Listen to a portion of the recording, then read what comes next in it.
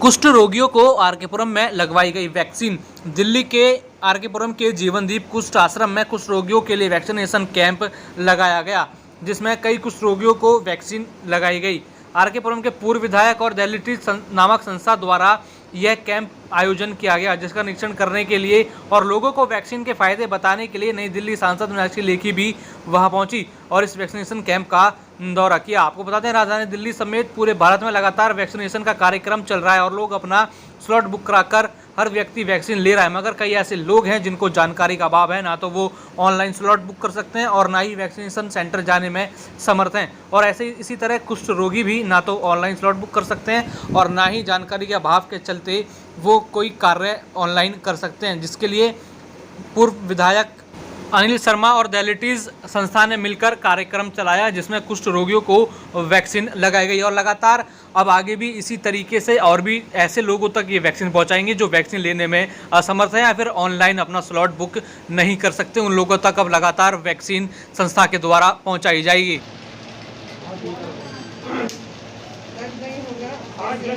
मेरे से बात करो।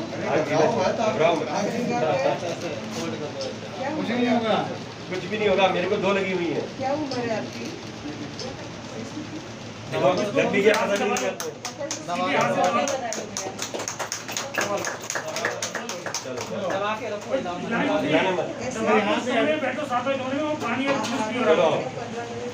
उस कमरे के साथ वाले ये तुम्हारा पकड़ लो और साथ वाले अभी जाना नहीं है, साइड वाले कमरे में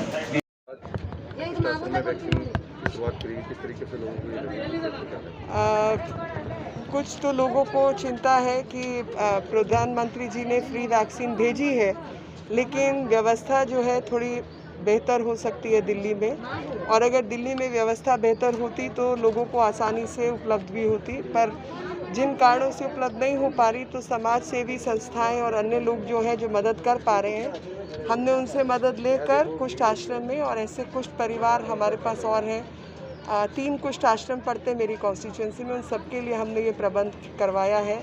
और डेलियाइट्स करके जो फाउंडेशन है जिसने ये आज का प्रोग्राम स्पॉन्सर किया है, मैं उनको बहुत बहुत धन्यवाद देती हूँ और आभार प्रकट करती हूँ कि जनरली जो लोग कुष्ठ रोग से पीड़ित हैं उन लोगों को बहुत दूर आना जाना, समय की दरकार, ऐसी बहुत सारी परेशानी रहती है और चलने फिरने की भी परेशानी होती है।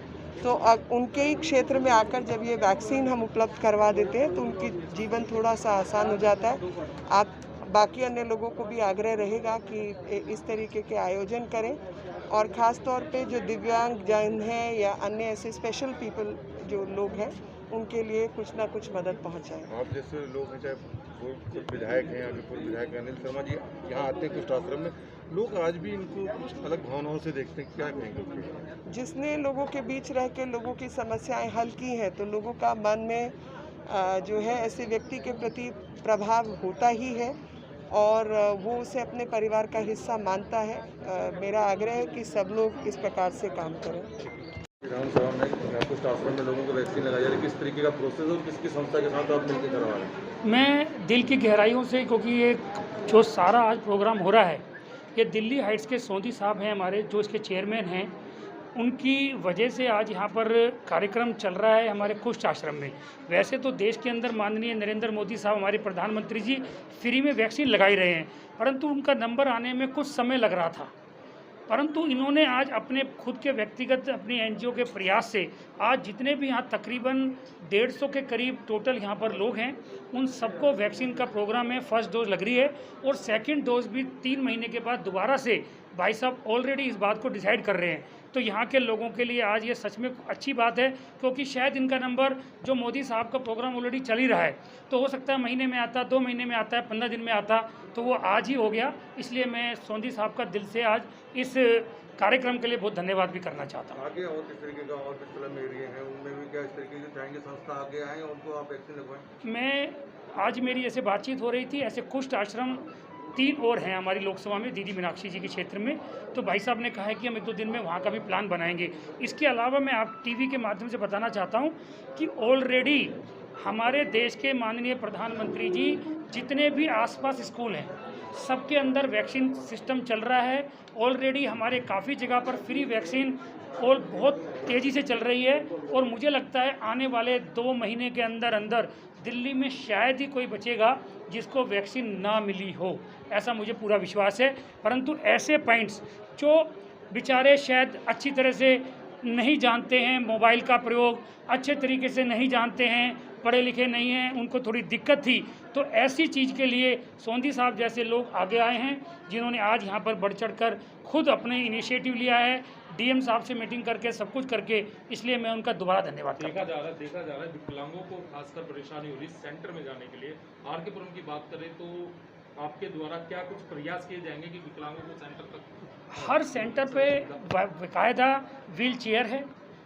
हम अपनी विधानसभा में ये कोशिश भी कर रहे हैं कि खासकर कैंपों में अवेयरनेस करें, उनको जाके बताएं कि भैया अपने पड़ोस में जाइए, आपके पड़ोस के अंदर वहाँ स्कूल में लग रहा है। हमारे वॉलंटियर्स, हमारे कार्यकर्ता घरों घरों में जाके उनको मोबाइल पर उनको टाइम दिला रहे हैं।